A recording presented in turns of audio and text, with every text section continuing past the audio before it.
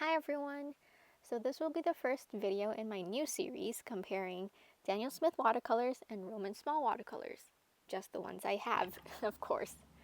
Again, if you ever see any subtitles below, that means I filmed and edited this video a while ago. So yeah.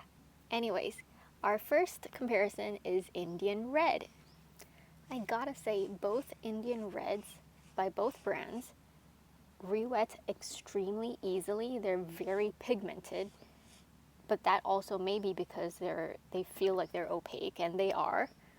And you're gonna be extremely surprised. I don't know, some of you may already have these two and know their differences, but personally, I didn't use them in the same palette, so I never really compared them side by side until I did this, and I'm like, what?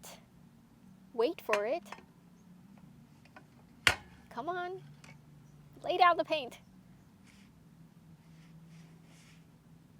Do you see that?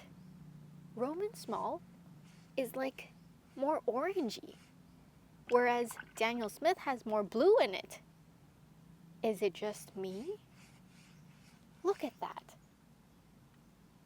Okay, so in terms of behavior, they're both the same in that they re-wet easily, they're opaque, they're nice to work with, but the main differences are the hue of the color as well as the granulation.